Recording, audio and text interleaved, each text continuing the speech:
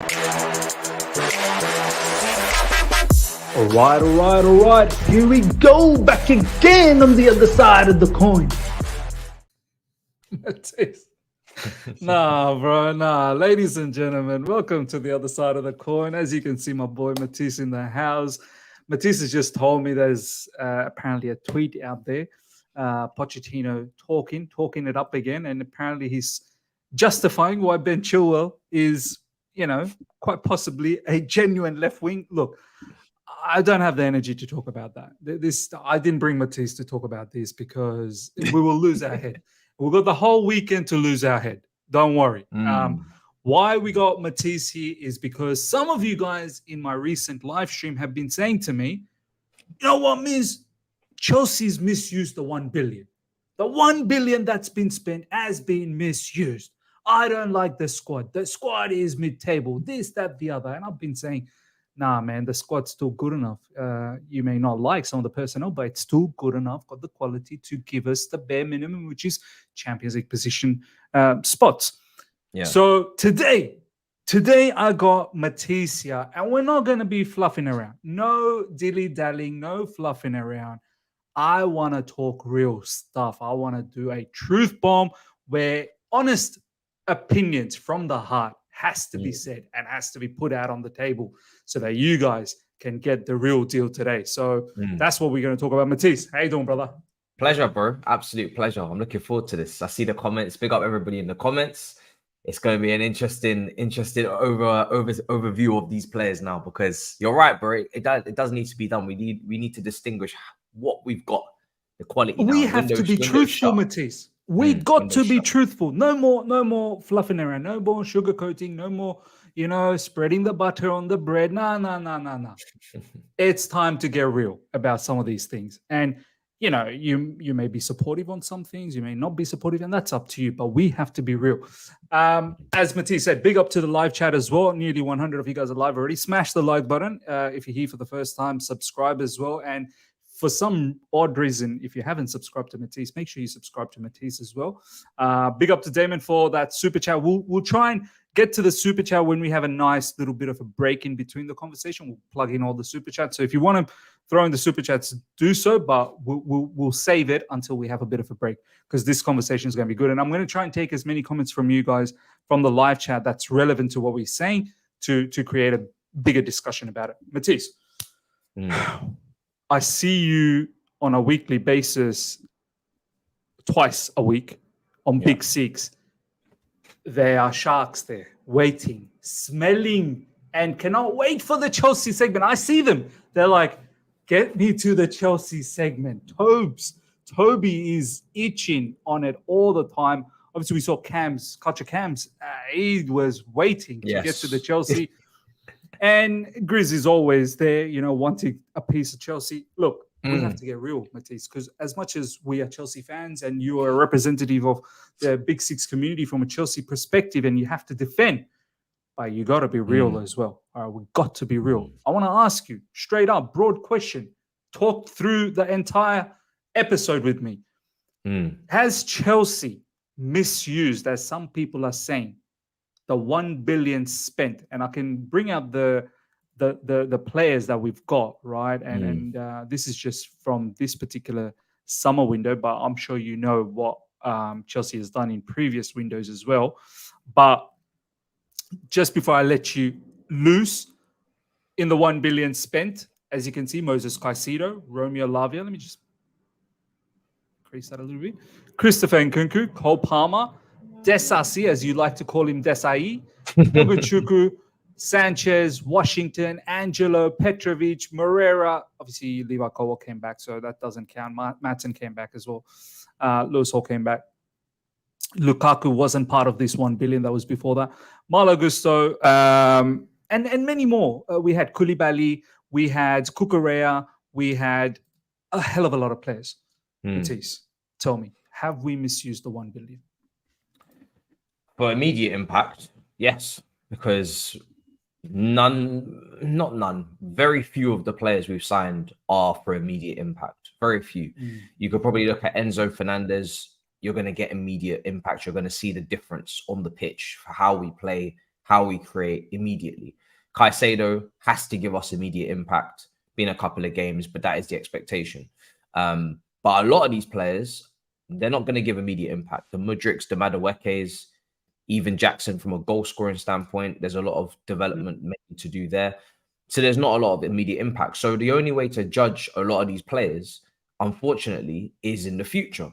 Now, it depends on two things. One, what your expectation is now. I'm the same as you. My expectation is still Champions League, because when you ain't got Europe and you've only got one game a week, you should be making Champions League, in my opinion. If you can't make Champions League under those circumstances, then you're in a bit of trouble, because it's not going to get any easier unless you plan to continue to finish outside of the top, 8? Do you know what I'm saying? So that for me can't run. You have to be able to contend with Europe and domestic at the same time and achieving both. Now, you got to go through individuals, right? You take a look at last summer, the likes of Cucurella came in, the Koulibalys, the Sterlings, the Aubameyangs. That is not looking like a very good window. Fofana as well. A lot of money spent. Fofana, we knew he had a massive injury just before we signed him. We sent him to the US, got him checks, etc. We decided to take that gamble, take that risk. We didn't have to. There was other centre-backs we could have gone for. Did you want him? Did you want him?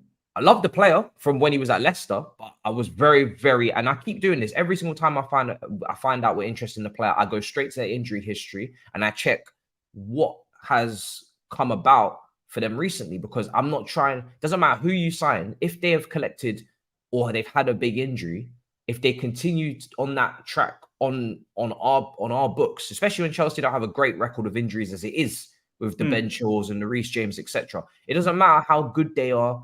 If they keep getting injured, they're never going to show you the quality that you've envisioned for them at Chelsea Football Club. They have to be consistently fit to be consistent on the pitch and to give you performance. So anytime someone's coming back from a big injury or someone's got a sketchy injury record, we should be staying well away from them, because we are already unlucky as it is with injuries. So you wouldn't have got that player. You wouldn't have got that player. I would not have broken. I would not have broken the transfer record for a centre back.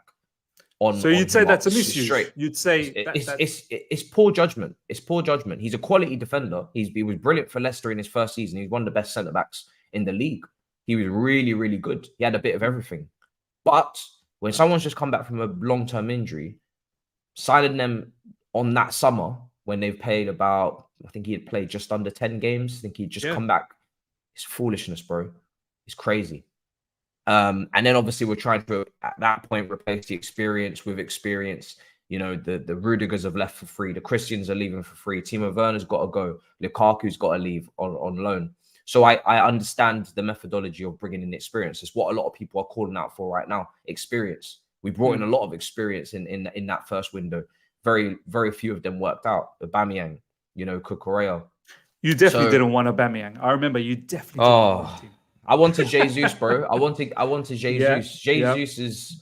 Jesus at Arsenal is cooking up. Do you know what I mean? He's cooking up, man. He's and someone said by that logic we should sell James. We didn't buy James.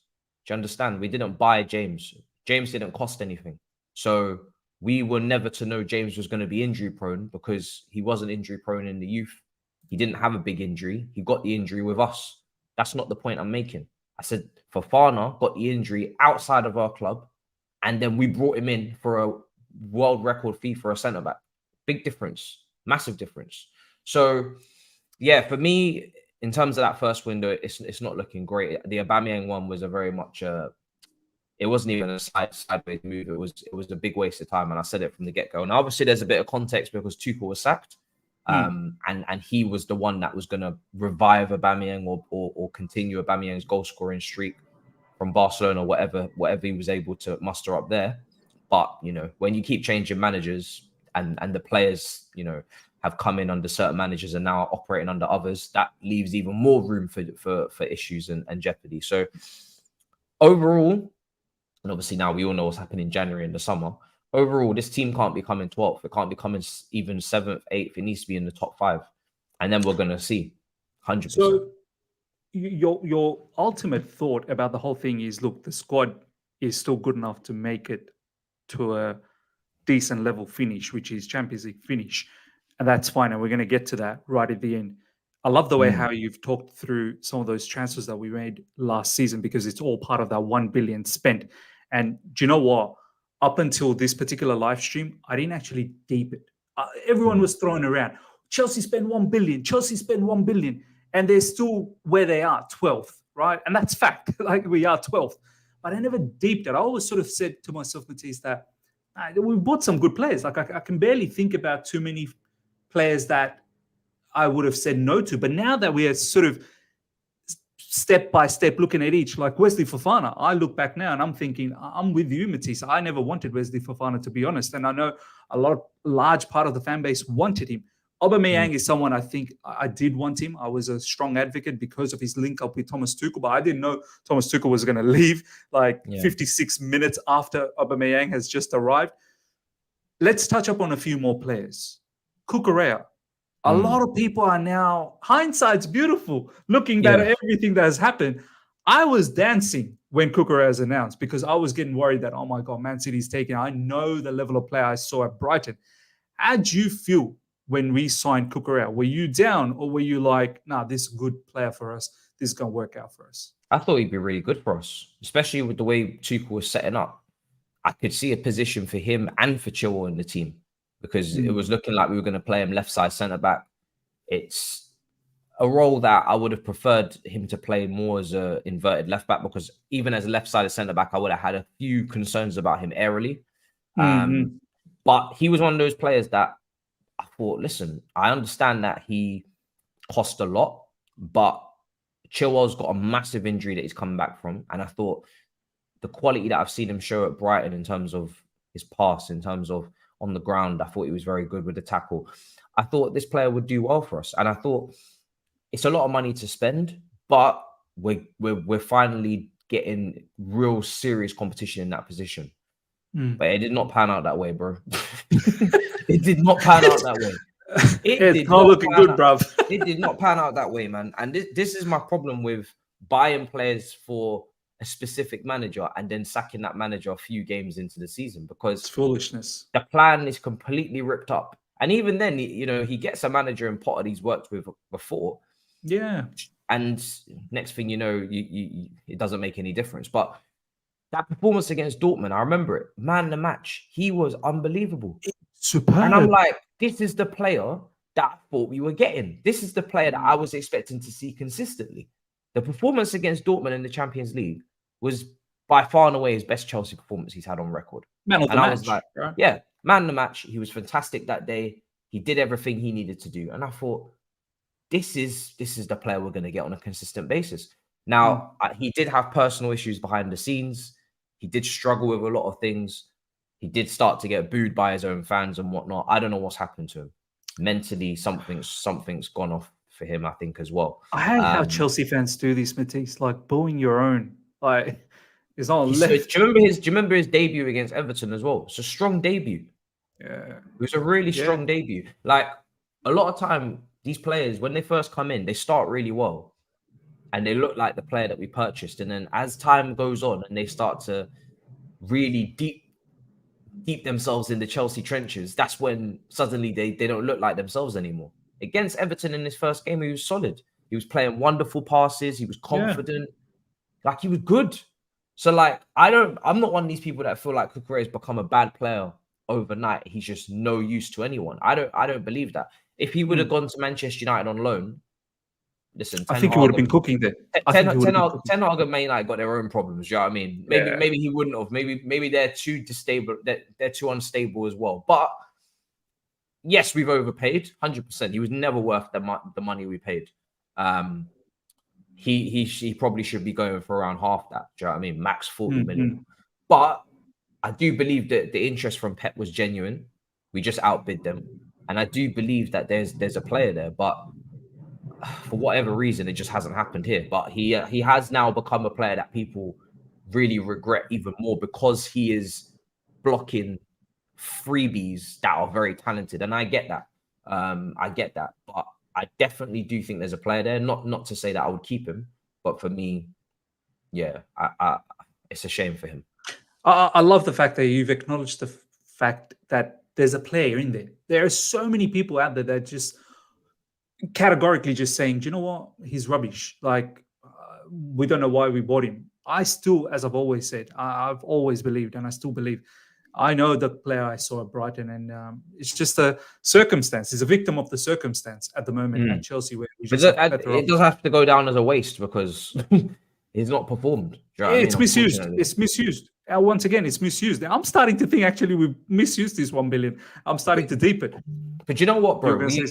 We've spent the money, but then we've also had the most unstable environment a team can possibly have in the 1 year that they've all had. In their first Chelsea year has been the most unstable year in the club's history. We've sacked, 3 managers in the end? Or we had Bruno Salto, do you want to count him? Yeah, we had 4 managers, 1 interim for 1 game, right? So we played a whole heap of different ways. The manager that we brought in Potter, I mean, if there's any way to introduce someone to Chelsea Football Club, it's not him. It's not him. This is Chelsea Football Club that had Ancelotti's, that had Conte's, that had Jose Mourinho's, that had Tuchel's, that had big personalities, big name managers that have performed on the big stage, that command a lot of respect and authority and have a clear, distinctive way about going about their business. Graham Potter was the complete opposite. You couldn't, when you actually look back on his time, you couldn't find anyone less like Chelsea than him. You couldn't, if you tried. You actually couldn't find anyone less Chelsea. So for all these players to come in, and for that to be, for some of them, their your introduction to Chelsea, your first impression to the mighty Blues, bro. It's honestly like the say you got a big new job in head office, CEO of some company, and the first person to kind of tell you how the company works, show you around, is maybe the homeless man outside. It's like, bro, it's not making sense. Why are you the first person to introduce me? Yeah, you got no clothes on. Why are you the first person to introduce me to the officers? Why are you the first person to tell me what's going on in the business? Why are you the person telling me the plan? It doesn't make sense. It's mad. It's mad. For me, it was just a mess of a year, man. It's a mess of a year. There's so many factors that go into it. It's too easy. I know a lot of people are saying, when was the last time Brighton let go of a player and then they did well elsewhere? The situation is just far more complex than that for me. It is far more complex. You see Basuma, he's balling out. So, yeah, he's a Brighton player as well. Trossard's done really well at Arsenal as well. So, I'm not having that. So, okay. So, we've touched base on Cucurella. It seems like it's a bit of a misuse now. We're the creator of that misuse. We've also said Wesley Fofana is someone that probably we wouldn't have got. We got Aubameyang, but we sacked the manager, so that's a misuse. Sterling, we can say, that's fairly worked out as well as it can in an abysmal season and an unstable environment that you've mentioned. Koulibaly, Matisse, you'd have to say that's probably another. Yeah, misuse. I mean, it will have to go down as a misuse. I mean, he's flopped. He has flopped. But funnily enough, Koulibaly is the type of signing that a lot of people right now would call for, right? He ticks a lot of those boxes. Experience, played at the highest level, track record, proven. That's what a lot of people right now are screaming for in this window. Apparently, Chelsea don't want experience. They don't want to deal with anyone above 25. They don't now, but for Chelsea fans, those boxes that Koulibaly ticked, that's what they want right now. And Koulibaly at Napoli was all of those things. He is a Roman signing. Yeah. What people are calling for is what Koulibaly was before we signed him. It's a Roman signing. It's a Roman Abramovich signing. It's a signing that gives you guarantees. I loved it. I loved that signing. So for me, it's hard to look back on it. Again, not a bad player, but in the end, didn't work.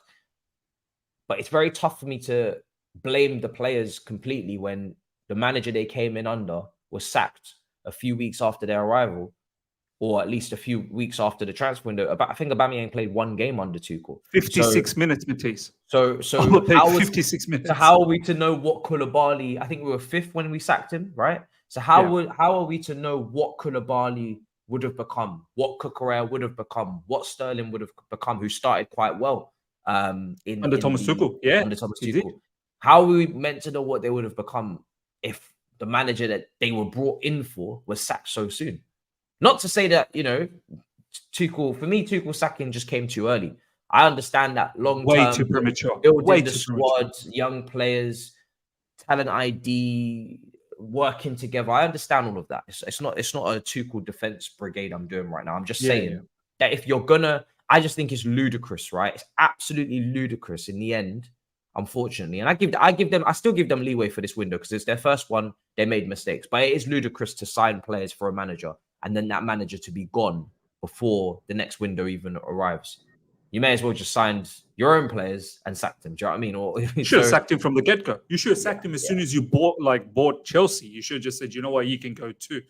Now, completely here. All right. So, okay. So we've gone through Koulibaly. We've gone through Sterling. Let's go now to... So far, it looks like last summer was definitely a misuse. I wasn't deep in it. It looks like it was definitely a misuse based on the conversation we're having, based on what I'm seeing on the live chat as well. By the way, ladies and gentlemen, smash the like button. Nearly 300 live already. Smash the like button. And if you're here for the first time, subscribe. We're very close to 29,000. Let's get to January. Earlier this year. Matisse, we bought a lot of players. I don't even know who all these players are. We bought a lot of players. Enzo Fernandez, Madueke, Mudryk, David Dutcher Fofana, many more, right? And now when I'm thinking about it, far out, Matisse, maybe there was some misuse there too. You never wanted Mudryk from the get. You didn't even follow Mudryk. And I remember your initial reaction when we got that "here we go" or David Ornstein, bombshell. You reacted in a negative way with Mudryk, and then eventually had to calm yourself down for it. Mudryk, Madueke, we'll leave Enzo Fernandez on the side. I was delighted with that one.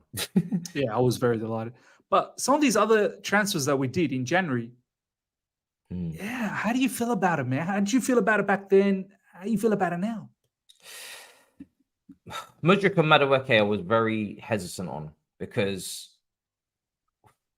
I had not watched enough of them. I said it at the time. I don't know, and you guys can go and check my videos, right? They're there. When it came to Mudryk and Madueke, I said, I don't know these players well enough. I'm not watching the Dutch league. I'm not watching PSV. It's not like Koulibaly and Aubameyang, who I didn't want, but I've seen loads of Aubameyang, right? We've seen loads of Sterling, seen loads of Cucurella the season before, seen loads of Fofana. So that was a different type of mixed bag to talk about. But in terms of these players, the Mudryks, the Maduekes, I just hadn't watched them. Hadn't watched them enough. Seen little highlights here and there, cool, but haven't watched them. How are they performing in 90 minutes for their team across the campaigns? Haven't seen it. So for me personally, now Madueke wasn't that expensive, so I wasn't as panicky. Mudryk was very expensive. But for me, I've said it so many times, they're sitting in the same boat as they both need a hell of a lot of development. At this current moment, and if, people will be very angry with this maybe, but at this current moment, this is like we've signed two younger Adama Traores, like young potential Adama. But we have but seriously, bro, we have no output yet. We have no finished article. People will take that. That's a truth bomb, but people will take that as like a disrespect. We have signed two young, promising Adama Traores. That's the truth. That's the truth. They're quick. They can go past players, but that's it, bro. The passing isn't there yet. The finishing isn't there yet. The crossing is not there yet. The touches aren't there yet. The touch is still everything that you ask for when you get to the box, everything that you ask for at the end of every move, still all of that needs developing. So at the end of the day, you need to be thinking about, okay, if we're going to bring in these players, then surely they're not, going to be under immense pressure to deliver from the get-go because they're not ready. They're not ready to, right? But the issue is that they've all we've got and they do need to deliver. And they do need to deliver. Bro, there was a lot of wingers out there. There was Leao's, there was KK's, there was loads of wingers out there, bro. Who'd you want at that time? I would have taken either of those two. Do you know what I mean? I was a massive fan of what KK was doing at Napoli last season. Yeah. Leao's been doing his thing when AC Milan won the league. Much more polished, much more refined players. If you're going to go with the Chelsea attack and you're going to go with these two raw kind of players that need a lot of developing, some people feel like Madueke is more further along than Mudryk. For me, I'm splitting hairs because both of them have this similar issues for me in terms of what they've got to improve on. So, yeah, for me, I just felt like that didn't need to be done. I'm very happy to see the development from them. Cool, but it's going to take time. But for me, those two didn't need to be done. That wasn't necessary. And now you're seeing people, bro, are excited about other wingers coming up. What about these ones? Bro, It's who's like, Antonio Nusa, bro? Who's Antonio Nusa? It's literally retail therapy right now that's going on, bro. I'm not even looking. People are asking me, what do you think of Nusa? I said, brother, we just signed 2 young wingers that need developing, that need nurturing, that need milk and food and nappy changing. We just signed 2 young wingers. Everybody was gassed about these 2 young wingers, right? The comps were going out, Ballon d'Or clauses, all of this Martial PTSD shit, right? Everybody was on these 2 wingers in January. They haven't even been here for a year, and I'm already hearing about others. Why? Why am I already hearing about other 17, 18-year-olds? I don't want to hear it, bro. I do not want to hear it. I want to see what we've invested in. Develop these guys. Stop this stockpiling, because you can only buy so many players before it doesn't make any sense anymore for any of them. So and now I'm not trying to see these guys flop, bro. And now let me continue with this stockpiling, right? Because it just started to all daunt on me in January. We bought players like Cesare Casadei. We bought Andre Santos, David Datra Fofana. So we've already established that Mudryk and Madueke is probably not the type of wingers maybe we would have gone for at that stage, where we were sort of lingering in mid-table and we wanted to rectify the situation. And we're in the Champions League as well. I guess the theme continues. It seems like it's misuse. I want to throw in now the Santos, the Casadei, the David Datra Fofana, Matisse. It seems like we bought them, but what's the plan for these guys? Like, we've let go of Santos to Nottingham Forest, who've got 36 plus players. Like, got David Datra Fofana, but then we're still looking for more strikers. What's your thoughts on all of that? Because again, they Datra Fofana, I knew when he came in, I knew he wasn't getting no opportunities. I knew he was going out on loan. The guys come from Norwegian League, all the way to Chelsea. Usually you go from Norwegian League to maybe the Austrian League, Salzburg or something. Maybe the German League, and then maybe the Premier League, right? He's gone from Norwegian League all the way to the Premier League. He didn't go to Salzburg first with Sesko and Haaland. He didn't go to Dortmund. He went straight to Chelsea. That was never going to happen. He was never going to make that jump up and then suddenly play. So that didn't surprise me. But again, we didn't spend a lot. My thing is that when we spend a lot on Mudryk and obviously Madueke combined, what you're looking at, 100 million? 100 million, yeah. The 2 of them. Yeah. You know, you have to take a long look and think, was that the right decision? Because now people are saying, oh, we need a different profile winger. We need a playmaking winger. We need a goal scoring winger. We need, what are they then? Are they playmaking wingers or are they goal scoring wingers? Or they're neither, right? They're on the bench. They're on the bench. So what are we doing here? I'm not here to say that Nusa's not a great player or a great potential, but I don't care. I don't care. Yeah. Because if we're already looking to say that, oh, he's the one we need to get next, then that means you've already given up on these 2 because you can't have them all. I've said it already. There's going to be talented players every single year. If you think we can buy up all of them, you are very, very confused. You are going to learn. You're going to learn that other talents go to other top clubs. So when you pick the talent that you're getting, make sure it's the one you want and that you're sure that is a very, very top end talent. Don't just try and take anything you see that might have a glimpse that hasn't got much evidence to show for it, which is what we've done in some cases. And then, I want that one too. And I want that. No, at some point, these players will start rejecting you because they can see that you're stockpiling. And Eli Wahi, right? At some point, these players are going to start rejecting you because they're going to see there's no space. If people think that we're just going to keep collecting every single Pokemon, bro, got to catch them all. Pokemon, it's just going to keep collecting every single Infinity Stone. You're going to see more players rejecting because they're going to be like, why am I joining a very young squad that have already got loads of young players. That's in the timeline that we talk about. Everybody's on the same timeline. Every 21-year-old is on the same timeline. So they cannot, there's only 11 players can play. There's only how many men on the bench? 7? 7, yeah. 7, 8, 9, bruv, there's no space. People are talking about multi-club model. Well, as each club come, then do your signings incrementally, because again, like I said, you don't need to get everybody in now. There's going to be more. And now look, people are already wanting another. Yeah, and it's going to be this, and it's going to be the same next year, and it's going to be the same year after that. People are always going to find another talent that they want. Some kid is going to be 16 next year. Some kid will be 17. Do you know what I mean? Like, there'll be talent coming through. Some people are saying Fabrizio. Just put out the tweet, whatever you guys saw. I don't know. I've not been looking at what's going on, to be honest. But yeah, to continue the conversation, looks like in January, besides Enzo Fernandez, who is the clear, it just shows clearly how talented of a footballer this particular player is. And there's no point in talking, how well he's been. So far, I think what we're trying to establish is, have we actually spent that 1 billion properly? And up until January this year, it looks like we haven't. Now, let's move on to the summer transfers that we brought in, right? We brought in, I don't know if you've seen, and I'm going to do a reaction video soon on it. I don't know if you've seen Filthy Fellas, their latest video, which is top 10 worst signings of the summer so far, right? They had 3 Chelsea players in it. Robert Sanchez, number 10. Nicholas Jackson, I think, was number 9.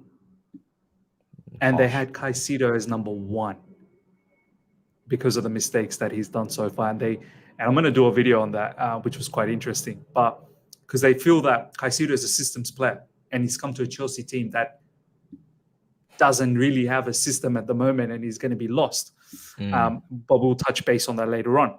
But you look at some of the summer business that we've done, Matisse. Yeah. Is Jackson the type of striker that you were thinking initially, or were you pleasantly surprised? Or, like me personally, I never saw Jackson that religiously, to be honest. I never watched Villarreal, right? When I saw that news, I thought, you know what, maybe it might work out. Yeah, he's got something about him. 35 million, maybe we can get something out of this guy. Let's start with Jackson. Was you okay with this initially? I mean, I didn't know Jackson that well. So I was just, we signed him, let's see what happens. We signed him, let's see what happens. We got to trust in the scouts in this moment, because they're signing players that we don't necessarily know loads about. I did my research on him, and there's not much there to go off. It's very similar to maybe a Mudryk or a Madueke to a degree, where you're kind of looking at a very small gamble. It's another gamble. It's a small sample size. Now, since he's come in, I've been pretty happy with what I've seen. Very happy with what I've seen. I think he's the type of striker, though, that could do with maybe goal scoring wingers.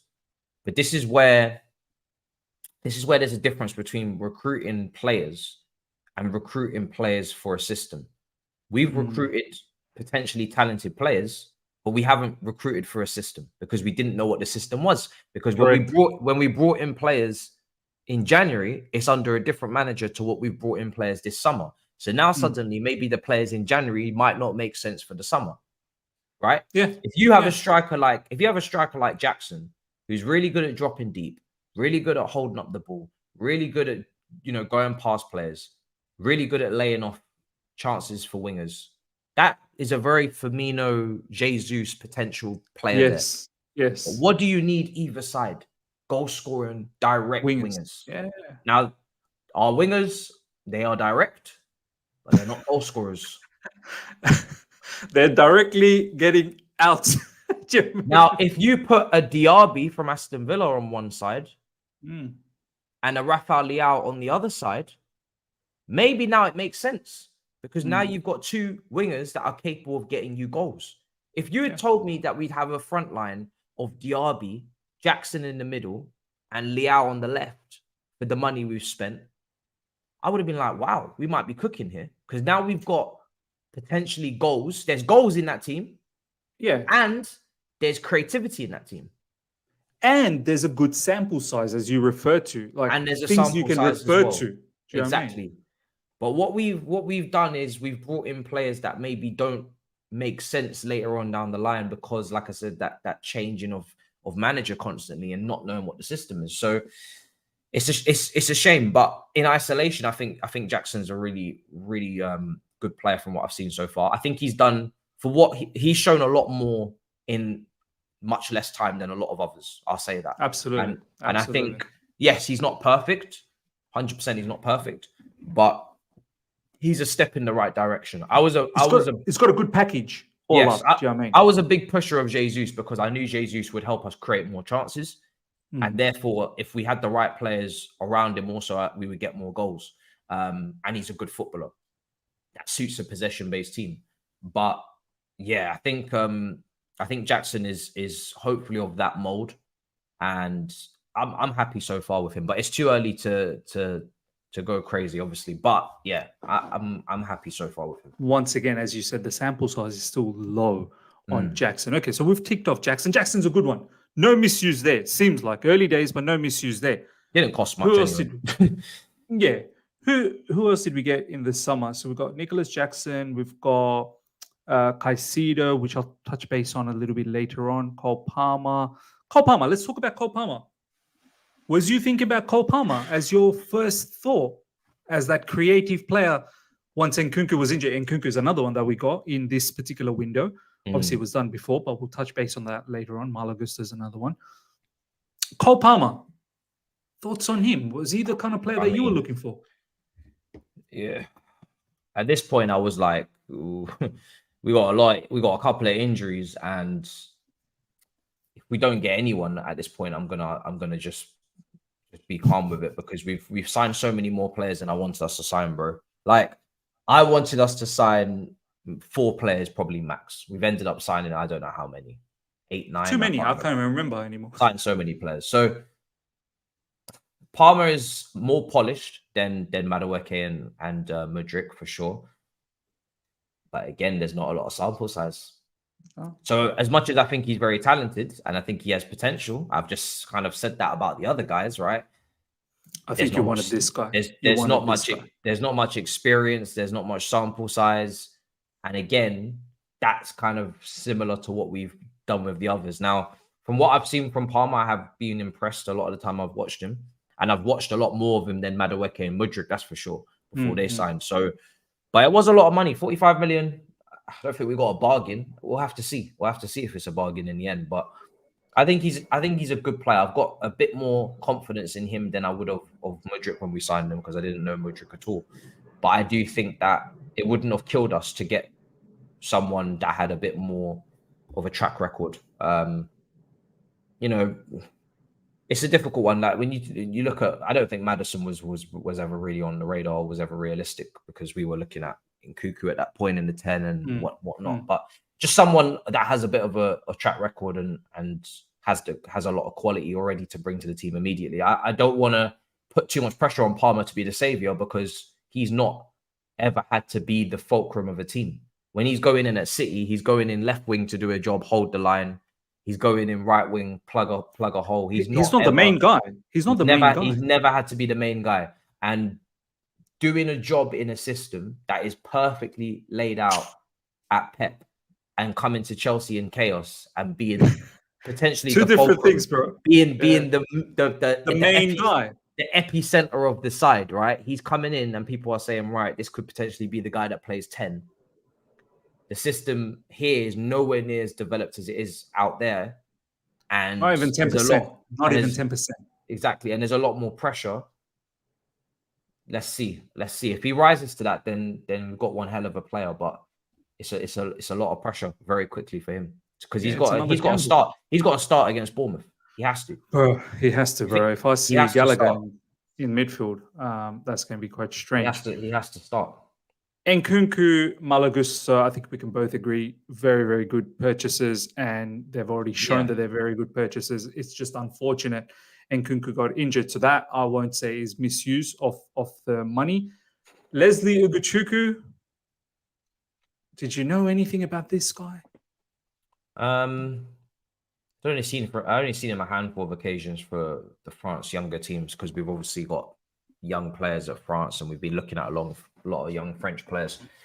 But and France have a very good track record with talent right now. You know, they're bringing through some serious players. So Yeah.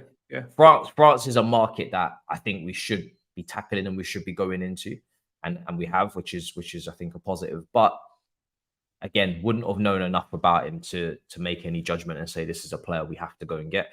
That's the scouts. You know, these type of signings, when they don't cost crazy amounts, I'm like, cool. There's a lot of upside to this.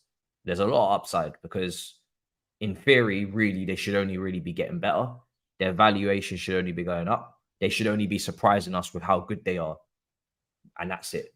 But Tiz, it seems like there's too many of these. Like, Exactly. I don't mind having one or two and taking a shot on them and go, hey, these might, the stocks might rise. But it seems like from the conversations we've had, like as I said, I've never really deeped it. It seems like we've got too many of these. But well, look how many midfielders we brought in. You know, we got Enzo, we got Caicedo, we got Lavia, we got Leslie Okochukwu, Cassidy, Andre Santos. It's a lot. Chukwuemeka, Chukwuemeka, you'd have to say as a midfielder. It's a lot of midfielders to have in the same age group. Now, obviously, they're not all going to make it. You know, the expensive ones are going to make it because they're already here, and the cheaper ones, like Andre Santos, I thought had a really good preseason. I was saying it so much. I thought he had a really good preseason. It would be a damn shame if he goes to Nottingham Forest now, doesn't get enough game times. You know, his development kind of stagnates. But you know, that's the risk we're prepared to run with him. I don't know how well thought out our loan is with Nottingham Forest, if I'm honest. So a lot of players in that squad. We're gonna have to see. But I don't think if they ruin his trajectory, this is a player that as soon as we signed, Barcelona wanted him immediately. This is good scouting. This is good scouting. Andre Santos, potentially Leslie. I've not really watched him play much because he's only come off the bench in cameos. These are good pieces of scouting. It's like you either go and get the top upper echelon player, or you get the gem, the hidden gem that nobody knows about. And it's kind of like that 20 million or less ballpark. Or you go and you really buy the top end players. 70, 80, 90 million. We've played around a little bit in the 60 ballpark with Madrid, which is a dangerous place to play. 45 million for Palmer. You know, these are dangerous places to play because these players, they haven't proven it to be here, but they have to because what you paid. Whereas a lot of these 10, 15 million ones, if they don't work out, it's a shame, but it's not going to kill anyone. It's not going to kill the club anyway, financially. So yeah, for me, when it comes down to Santos and Leslie, listen, Poch made his decision. He's seen them in training. We saw Santos, we didn't see Leslie. So I don't know, but I just hope Santos's career is continuing to go on an upward trajectory. I've seen Ampadu go out on loans. I've seen Gilmore go out on loans, and it'd be a complete waste of time. And they come back and they've not developed, they've not kicked on. I hope that doesn't happen with Santos, because if it does, we have killed a very, very, very clear. Do you think it was odd to see Santos go on loan as opposed to Leslie? Yeah, it was odd, but that's definitely on Poch. Poch has made that choice because Leslie's obviously played a lot of football for his team. I think they qualified for the Champions League, or they at least qualified for Europe last season. So he's played a lot of football. Santos has also played a lot of football as well. But you know, that's Poch's his decision. He's looked at the two players and said, strengths, weaknesses, this is what I need. Maybe he wanted a bit of height in midfield. I don't know. But for me, I've only seen Santos. So that's the one that I was really excited about. And I just have to hope that we don't kill the talent. Your man, Axel Desai, creating a lot of havoc in social media. Chalobah versus Desai. Chalobah, I keep saying Desai just like you now. Desai. I feel like, honestly, it's not a huge upgrade to Chalobah, but I get why they're selling Chalobah, because of the pure profit, because of bulking up the balance sheet, this, that, the other. But I feel like this was probably another misuse of money. The Desassi one. What's your thoughts on that? I think a lot of people are getting onto him. I don't think it's fair because it's early, because he's not played many games, and I want to see him in the back four next to maybe even Badia Shil, someone he played with at Monaco. I'm going to give him his time to acclimatize to the league. I'm trying not to judge him, too much based on, the Trevor Chalobah situation, because that's separate. They chose to bring in another centre-back. Was it too much money? We're going to find out. But he's in that dangerous price point that I spoke about with Mudryk and Palmer, where you don't pay what we paid for him and him not work out, because then it's 45 million, right? We paid 45? It doesn't look good otherwise. I think it's 38 million, 45 million euros. It's creeping closer to the point of purchase where it needs to work. If it doesn't work, then why did you buy him and sell the academy product who didn't cost you any money and you didn't even upgrade on him? So there's a lot of politics in it, right? Because it's, again, pure profit player at risk. Did you upgrade on that pure profit? It's not like Gallagher, where Enzo Fernandez, clear upgrade. Caicedo, in my opinion, clear upgrade. Lavia, clear upgrade, in my opinion. We've brought in quality young players. So that situation, for me, I understand it. Trevor Chalobah, less so.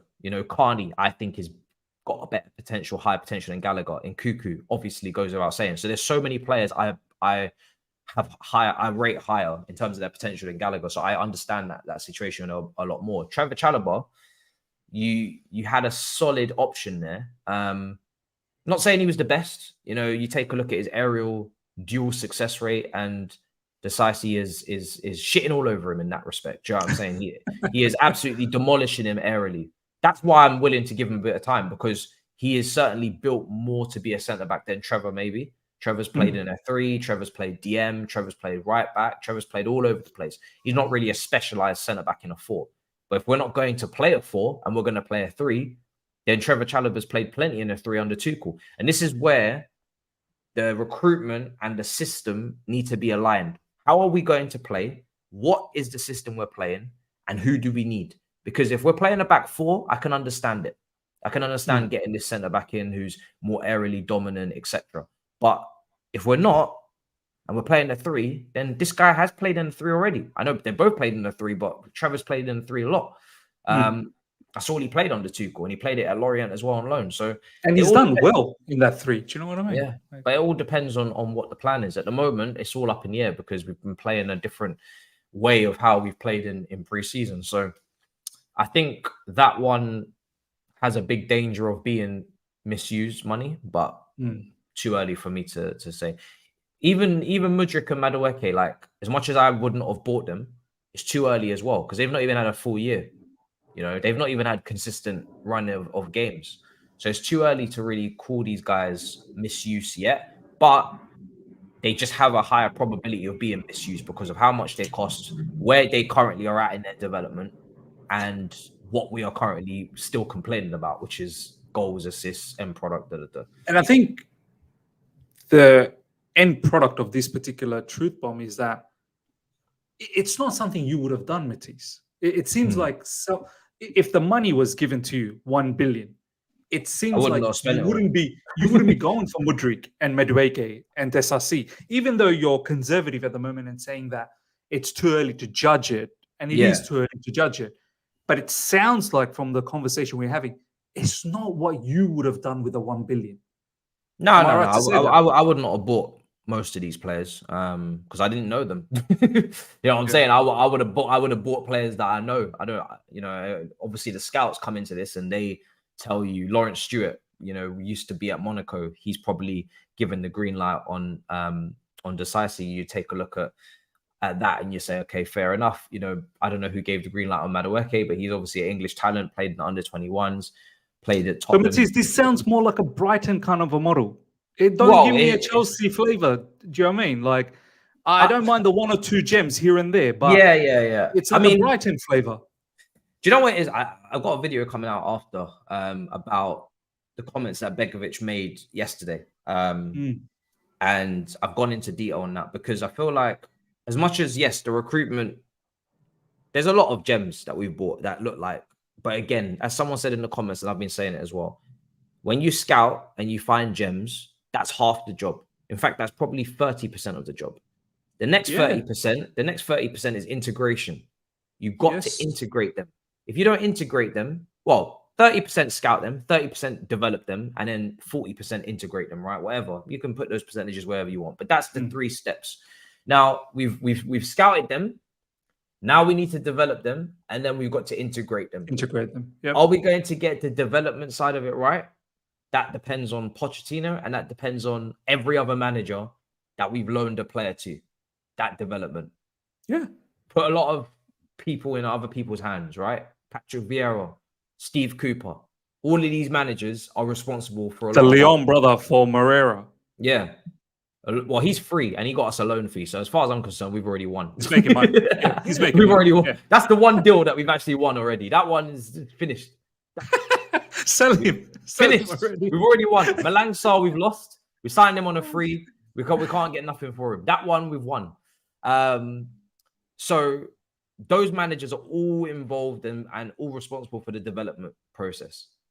But that all rests on us because we decided to send them to said managers. And then the final process, the integration, is the one that we get very wrong all the time. And that's the one that is going to show you whether or not these players are capable of playing at the level. But we're never going to know that if we do the integration period wrong. So, yeah, it's one of those ones where Chelsea's recruitment in previous years, when Bowie wasn't here, involved Sal Niguez, involved Zakaria, involved Lukaku, involved Kai Havertz, involved Timo Werner, involved Ziyech, involved all of these players. So as much as the recruitment now is a question mark, that has to be answered because these players have to actually develop for us to get the clarity of saying it worked or it didn't. And that's going to take time. We also are not coming from a very good recruitment style or process because there was a hell of a lot of flops that I've just named. And there was a hell of a lot of gems that we missed out on, like Tchouameni at Monaco, because we didn't want to pay 40 million.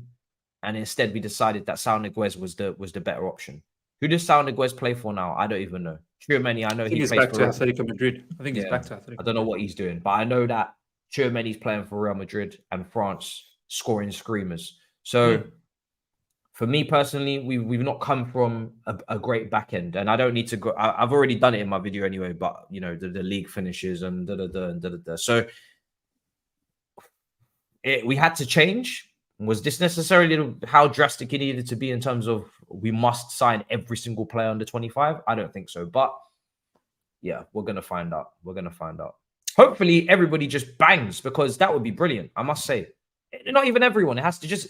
Hopefully, most of them at least 2 or 3 bangs. Bro, I'm looking at this. I'm like, I need one of Mudryk or Madueke to bang. Now, and we sweet. Yeah. Even though I rate them both similar in terms of, I think they're both 30 million, 35 million players. Financially, Mudryk is probably the one that needs to bang more because he's the one that costs double. Yeah. But yeah, we just need to go through this. Put it like this: in 3, 4, 5 years' time, we can't look at this window like we looked at Emerson Palmieri, Bakayoko, Drinkwater, Morata window. Zappacosta. We can't look at it like we looked at that window. The only good one, I think, was Giroud. We can't look at it like Havertz, Ziyech, Werner. Yeah. You know, we can't look at it like that window. Pulisic. You know, we need to look at this window in 4 or 5 years' time and say, this actually worked. Hopefully we can. It's crazy how it's hope. Where did we like? It has to be hope, bro. It has to be hope because you look at Maddison, right? Guaranteed great signing. As long as he can keep himself fit at Tottenham, guaranteed great signing. Maddison's quality has been rubber stamped into this Premier League for years. He creates chances. He's a set piece taker. We still to this day don't have anyone on free kicks. And Cuckoo's injured, nobody on free kicks. I'm seeing Benjamin Chilwell taking free kicks for Chelsea in 2023. Whilst Tottenham got Maddison taking them. So, but for sure, bro, you know, we will see. But we can't judge it yet because look, Lavia's injured. I don't know when he's back. I didn't report on it because I wanted 8 weeks. My mental health. My mental health over the international break was more important. So I said I'm not reporting on these injuries. I'm done. One day I'm gonna do a skit for these injuries. I'm gonna do a skit and I'm gonna go into a hospital on crutches. And I'm gonna I'm telling you, bro, it's gonna be crazy. Make me the doctor, bro. Make me the doctor. Bro, yeah, man. Listen, it's gonna be a madness. So yeah, we have to hope, but my days, man, it's risk. It's got to work out, bro. Before we go to the super chats, one other name I think people are not entirely happy about is Robert Sanchez as well. But overall, Matisse. Robert Sanchez is. Listen, that's 21 million, bro. Still, it seems like it's should have. But who signed Kepa? You know, yeah, who signed Kepa? Exactly. That's what I'm saying. Exactly. Who signed Kepa, man? Who signed Kepa for a wild record fee for a goalkeeper on 175k a week, having played at Athletic Bilbao and Real Madrid having pulled out of that transfer for about 20 million in January before the summer we bought him? Who didn't go and move for Alisson fast enough when we were trying to replace Courtois at the start Previous of the summer? regime. Alisson goes to Liverpool. We end up with Kepa. At the end of the day, mistakes have been made. Who was going to sell Reece James to Crystal Palace? And Frank Lampard had to tell them no, which is quoted and said by Nigel James on the Beautiful Game podcast. Like we can say that this regime is making mistakes with young players like Trevor Chalobah, Lewis Hall. We can say that they're signing goalkeepers they shouldn't sign. We did the same thing at the back end of the last regime. 100%. I love Roman, but he gave Marina so much power in some areas where she just shouldn't have been so powerful.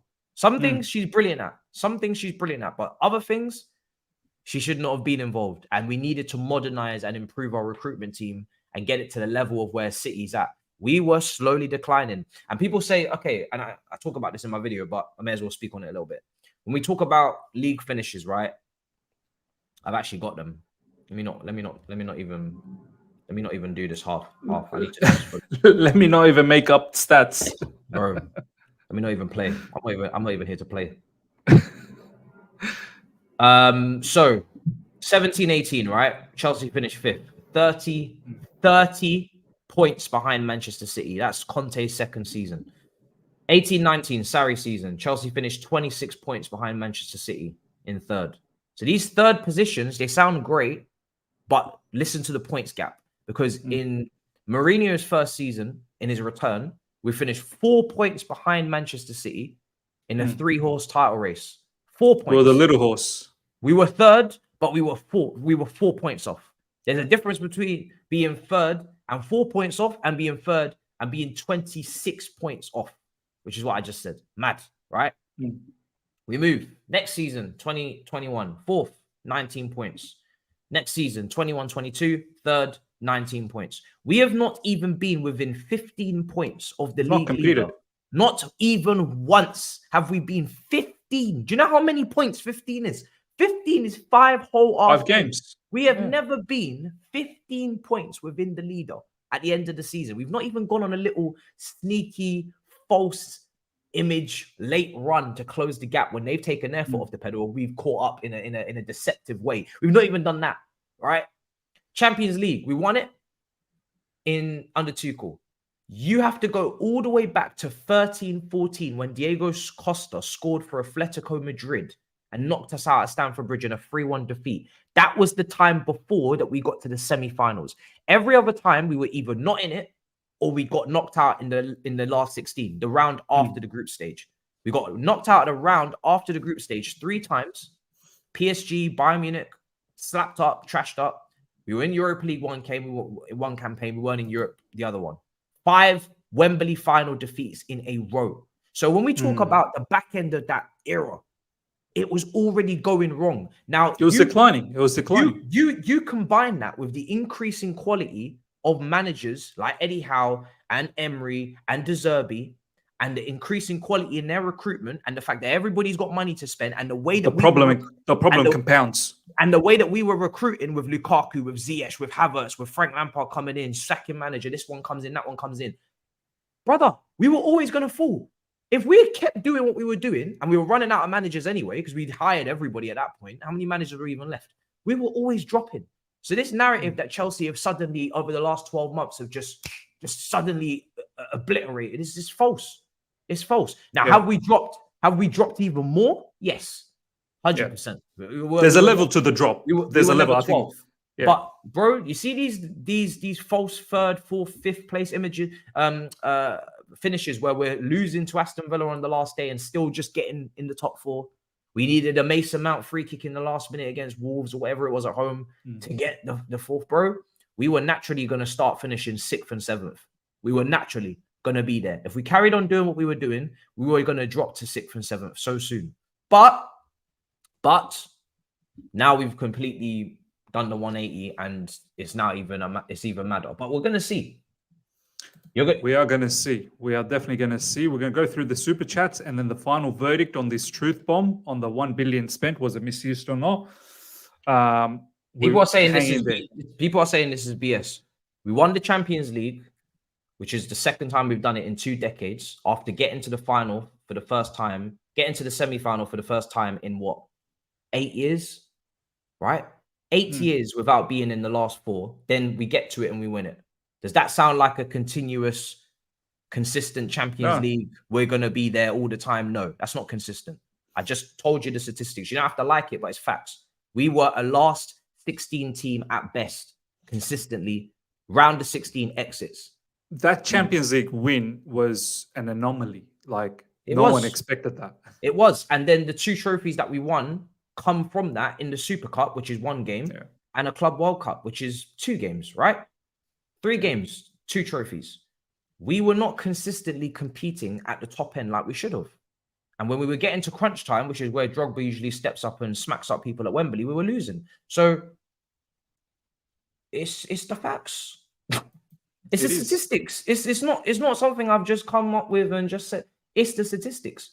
We were a team that was starting to drop off at the end of that era, and every single phase of recruitment was a bust. Yeah, it's a bust. People don't even like Chilwell right now, and he's probably one of the most successful signings in the last couple of years in that regime. Thiago Silva as well. That's it. Everybody else is bust. And this is what I said as well yesterday late night when Begovic's particular video was floating around. The decline had already started before the owners even came in. The decline was telling from the last time we won under Antonio Conte. We can see how we've not competed, and right now you've just mentioned the points grab. The only thing that I probably agree with Begovic to a certain degree is Chelsea should never be finishing 12th. No, we should never be 12th, bro. That I understand. That I get from Begovic. Even when he said, even in a rebuild, there should be a standard of there should 5th or 6th. Yeah, that I completely get. Should never that be is something. 12th. It should never happen. Do you know what? We finished 10th once as well in the Roman era.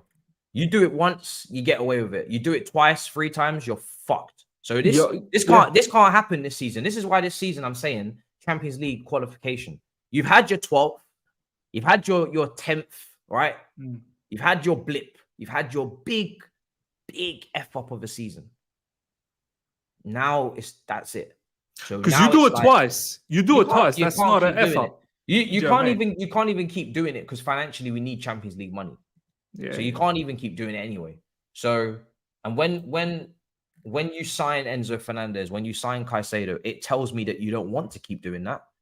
But at the same time, when you have about 7, 8, 9 Brazilians on watch in that are 18 to 19, 17, it tells me that you're also still thinking about 2025, 2026, 27. Think about now too. Because now we may not get to 2025 if you don't think about now. Right now, we need these 3 points. Right now, we need this Champions League qualification. Right now, this team needs nothing more than a trophy. This team needs a cup.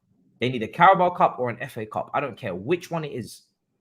You can go and get a cup. You need to win something. 100%. You need to understand what we're about. We're not about, developing you and then nurturing you and then sending you off to, I don't know, Real Madrid or Barcelona. That's not what we do here. You need to understand that we're here to win. So even if it takes a while to get to the bigger honours, which is the Prem and the Champs, you need to be picking up trophies along the way. The FA Cup and the Carabao Cup is for everyone. It's like Champions League, you need an invite.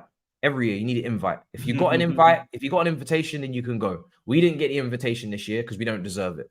Premier League, Manchester City, they stand at the front door and they say, listen, if you deserve to be in the title race with us when we're going for 90 plus points, then we'll let you in.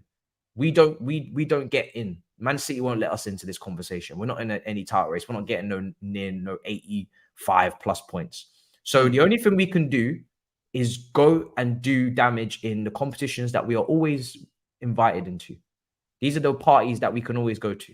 When we're not build momentum, build mentality. When we can't go to the cool people parties, then these are the parties we go to. Do you know what I'm saying? We just go the poor people parties. Listen, Carabao Cup and FA Cup is always there every single day. The doors are open. They're always open. They're always looking for us. They're always looking for the stragglers. We are here. So for me, this is always an opportunity. If you take a look at the previous winners, I think we went through them before, but 19 of the last 20 in terms of 10 on FA Cup side, 10 of Carabao Cup are the top 6, not including Tottenham, because Tottenham don't ever do shit like this, but top five clubs. But every now and then, there are your Wigans and your Portsmouthers and your, Birmingham. That end up doing some madness. Yeah, they end up doing some madness. Brighton was in the final, right? Brighton was exactly, in the final. bro. If they're capable of it, there's no excuse for us. There's literally no excuse for us. With the amount of money we put down, with the amount of prestige that we've built up over the last 20 years, 30 years even. A lot of people forget FA Cups were being won before Roman as well. We need to be there, bro. I want to see Wembley this season, and I want to see a win.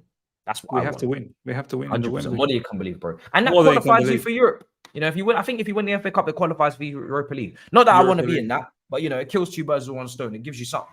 But at least you got Europe, right? Damon, thank you so much for the super chat, my man. We'll go through the super chat. Yo, Miz, how was my goal in indoor five-a-side football? That was good, bro. I saw that clip, man. No, that was good. Top Bowley is saying, I spent $1 billion to win trophies, and yes, we'll win. We will win everything. Come on, you Blues. There you go. Someone's a believer. Todd Bowley himself. Pablo Martinez. Hola, Matisse. Hola, Matisse. Have you been wearing that Philly Blues scarf? Greeting Blue Familia from beautiful Pennsylvania. Brother, you are on my background, brother. You are here. You are here, brother. Listen, you are part of the studio. Yeah? Don't play with me, bro. You're part of the studio. You are here, bro. I got this scarf and I got the other scarf as well. Funnily enough, yeah. Do you know what? I'll tell you a story about scarves. Talk to me, bro. I had a scarf, right, that was thrown into the crowd. This is when I was younger. There was a scarf that was thrown into the crowd by Didier Drogba. Ooh. Right? This is a title-winning celebration, sweat beading off of him scarf, bro. Limited edition. Limited edition Drogba sweaty scarf, bro.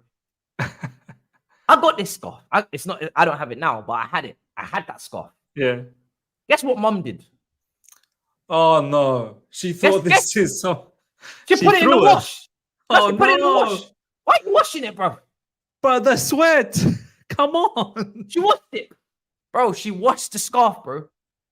So now it's just a regular scarf. It's not got Drogba sweat on it anymore, bro. And no one's going to believe you when you show them the scarf. Sweat, bro. You don't wash the king's sweat off anything. You leave that shit. Oh, man. Honestly, if you get a shirt, right? If a player gets a shirt and he throws it into the crowd, you don't wash the shirt. No, you don't. You just frame it. Frame the shirt. Frame it. Let it stink in there, but let it be framed. Obviously, don't probably wear it because it probably stinks. But bro, that sweat, that blood, sweat, and tears is invaluable, bro. It's iconic, bro. You gotta leave that there. Let it drip, bro. Can't be out here washing that shit, man. It's crazy.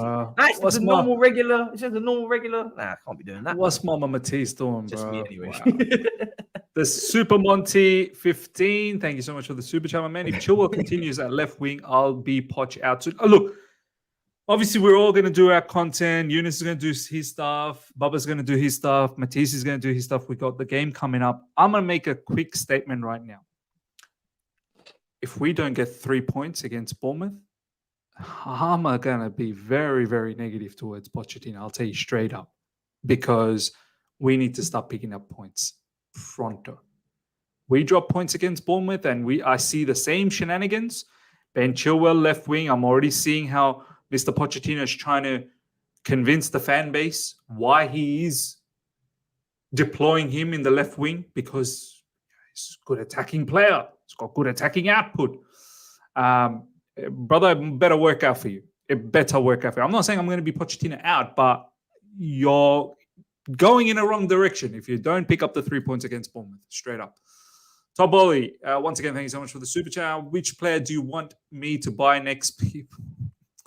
This guy's taking the piss. No more players, man. Do you know what? I don't know.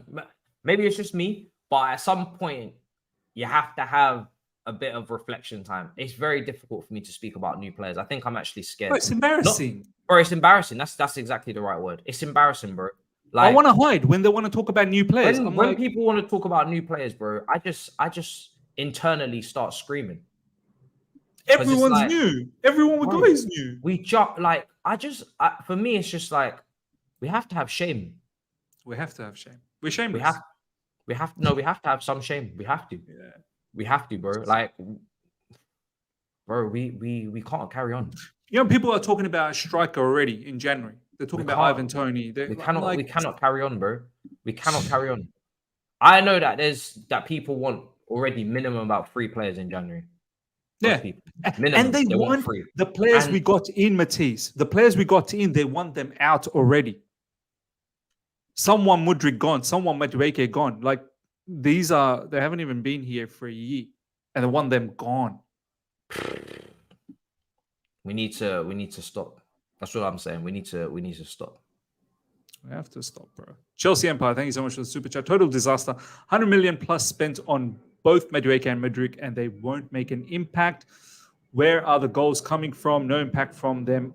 No UCL. Poch, I don't know, man. It's got to create some sort of magic with these players. At the same time, these players will have to do their level best in the training ground, but it's an iffy situation. I can't lie. And the only way to get out of this situation is you got to start winning games. That's the only feel-good factor you're going to have. It all compounds when you don't win games. The fact that we're 4 points out of 4 games, all of this stuff starts feeling icky. As Matisse said in his last review of that Nottingham Forest. Matisse, I remember you said, I feel dirty after that game. Honestly, I felt dirty. I felt disgusted.